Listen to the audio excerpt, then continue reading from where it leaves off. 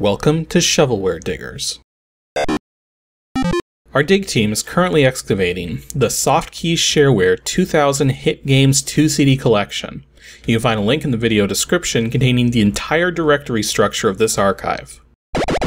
It's week 24, and this week our diggers decided to dig up, well, everything out of the DOSGAMES arcade section. For more information on how to join the dig team, simply head on over to the Patreon page linked in the video description. Now without further ado, let's begin. First up, Patrick Wong dug up DOSGAMES /arcade2/orcs. Okay, let's see what we got here. Nope, just a single executable, ORCS. Tensions, program is shareware, not free software, grant a limited license, used for evaluation. Okay, Brett Markham. Press spacebar to continue. Orcs of the Bloodless Tribe, a fantasy role-playing adventure for 3 to 6... Didn't let me read all of that. Okay. Okay, just a bunch of options. Displays map. What the huh? Okay, this probably looks really weird on the screen right now. It actually looks really weird for me, too. The window suddenly went bizarre. I've never... Huh. I have no idea what resolution this is, or what it's supposed to be. That was really weird. Background. This module is designed to easily fit into an existing low-level campaign, so specific area names have been left ambiguous. So is this like... Okay, there's reference to a DM there, so this is definitely some kind of maybe D&D related thing? Or something like that, to do with some sort of tabletop game. And it's actually doing a whole bunch of saving throw calculations and stuff as well. It has a dice rolling feature here, but it's pretty annoying to use. You have to hit F6 first, 1 to use random dice, and then you have to type in exactly how many sides you want, and how many you want to roll. And then once it gives you your rolls, that's it. You gotta go do that all over again, so you can't roll like multiple times or something. So, yeah, there's really not a lot to this program. This map screen is so weird though, because it's really screwing with the resolution. Let me restart the program and see what this was actually supposed to be for. Oh, it actually says goodbye when you leave. Well, now hang on a second. If this is shareware and not free software, and yet all it is for first, second level characters. It doesn't say it's actually for like D&D or anything. Like maybe it's its own unique thing. Yeah, it doesn't actually say it's for Dungeons and Dragons or something like that, but it's gotta be for something like that because there's so much information that's not here. Now this is weird. I thought something seemed weird about this registration screen. It says, if you like this program, please take the time to register your use by sending a check or money order payable to yada yada. But this was just the executable file. There's no README, and there's nothing in this program that tells you how much you actually have to pay for it. So... it's a shareware program that you have to register that doesn't have a price tag. Or if there was a README, it wasn't included in this archive, so that's very possible.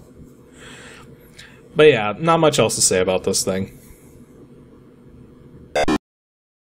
Next up, Juan Bourbano dug up DOSGAMES /arcade3/sfly20. I want to say this is some kind of program called Superfly, or something like that.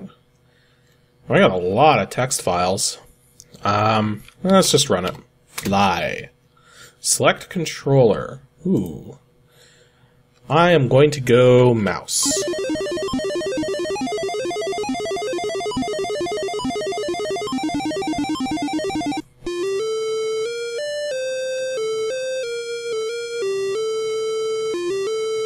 Okay. Man, some crazy PC speaker there. Okay, what am I doing? Oh, here we go. Ugh. Doesn't control very well. Oh! Is that all I do? Oh. Okay, I have actually played this before, But I had to kind of remember just how interesting this is. Okay, so let me bring you guys up to speed on what's going on here. Basically, this is a game where you're moving a fly swatter around a screen, and everything's locked on a grid, which is kind of important. Yeah, it's a little tricky to follow, but here's how this game works, is that you move the mouse cursor around, and every time you just kill an insect, by simply running into it with the cursor, 2 more show up. So the more insects you kill, the more you have to deal with, and the tricky part is that if you get surrounded, you won't be able to move and the game's over. But right there, that green one that just came in, all you have to do is hit that one and you move on to the next level. And that's all there is to it. But it's really easy to get yourself trapped if you're not careful. I'm not sure in regards to spiders, I think you want to like keep some of them alive because they might affect the flies, but... Oh wait, there's a switch right here. And I got trapped. Well, apparently I made the high score table, because there's no one on it. There's a lot of weird PC speaker music in here.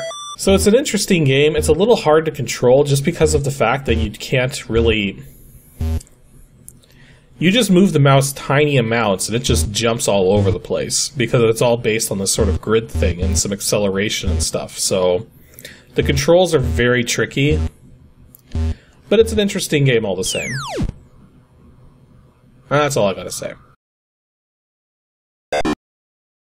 Lastly, Robert Mackey managed to hit on something that I actually know about already. DOSGAMES /arcade /explore. Okay, so this game has actually showed up on Ancient DOS games before, but not in any sort of official way.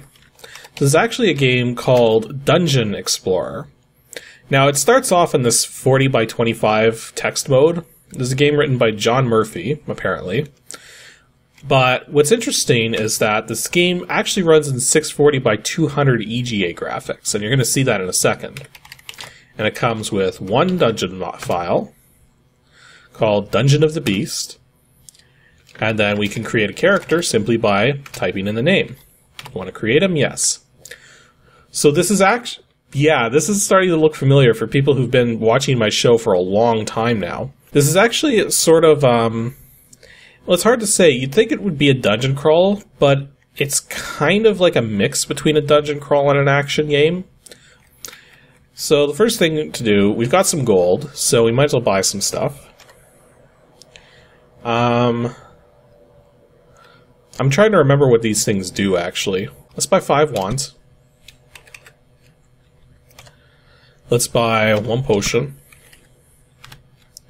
Gotta buy some keys. Gotta have keys in this game. Weapon. I will take a mace, and I will arm that. And I don't think we can afford armor now. No. Okay. So when we move north here, we're going to already have enemies that we're fighting. And chests to open. The text actually goes by pretty quickly, but I guess I can slow it down so you guys can see the text. But basically the idea is that you're just going through these maps and attacking enemies. And occasionally they drop treasure chests which have stuff in them. So you don't really have an inventory per se for this game. But your general goal is to just, well, kill the monsters, find stuff, and explore around. And the map in this game that this game comes with is actually pretty huge. The only thing is, I've found next to no information about the registered version of this game, and I've looked several times. And this is a game I'd love to actually cover proper on Ancient DOS games, just because it's actually surprisingly fun, just because it's so simple to play, and yet has a lot of different places you can explore in just this one world, included in the Shareware version. So let me actually demonstrate some of the different things here. So you saw that I bought some wands. I gotta remember how to use them. Wands are... Which key is it? I'm glad it has a key list from the help menu, which is H. Reveal, right. Because the wands reveal traps. No traps here, so we can go into these rooms. No worries. So search bodies, graves, and... Okay, so it's the S key. So search. Crumbles away. Search. Crumbles away. Fair enough. I don't know if there's anything in the coffins or anything, but hey, we're finding money. And there is an experience level, as you can see. I don't remember exactly how that factors into things, or if it even does. Oh, we got spiders. Have we got any traps in here? Okay, so we do have some traps. Not really much I can do about this one, aside from take a hit.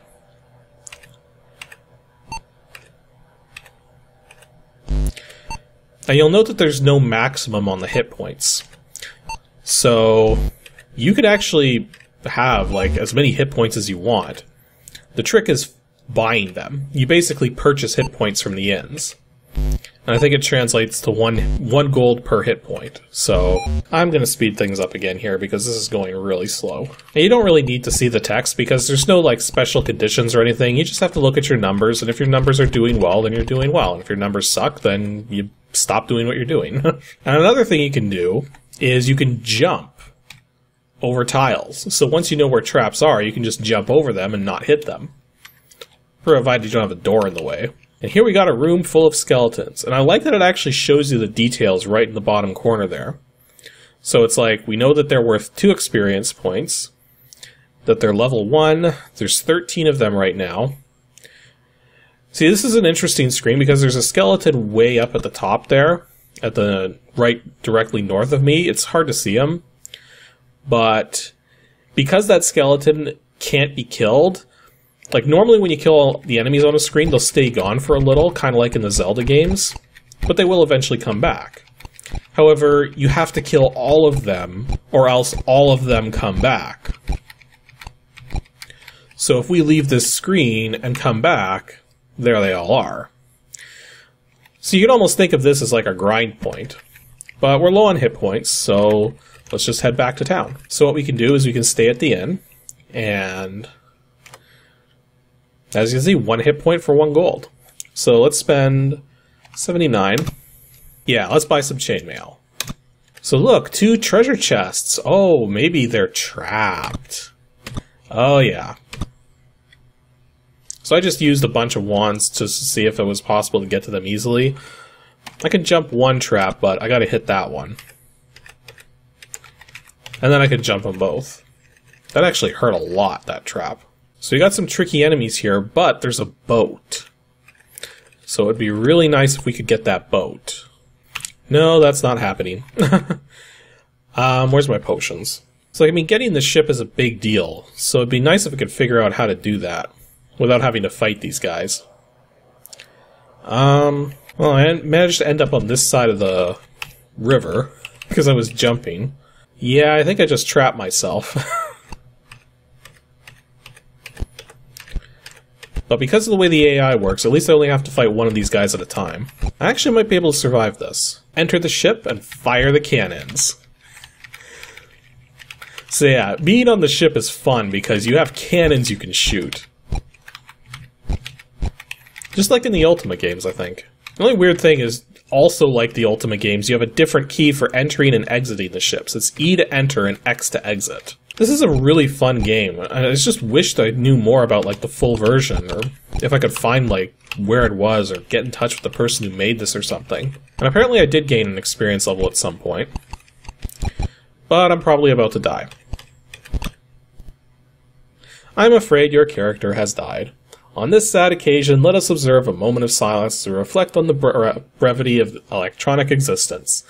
However, there is a distinct advantage in that I'm able to ask if you would like to play this character again. This character, not character, this character again, as he was the last time you saved him. But of course I didn't save them. So, well, it auto-saved it from when I first started. So, but yeah, Dungeon Explorer. This is something where I don't think anybody is going to really know much about how to get a hold of this. But if somebody does, please let me know, because this is a game I would love to know more about and be able to find like downloads of and stuff like that. And if you somehow miraculously find some way to try this game out, I say do it.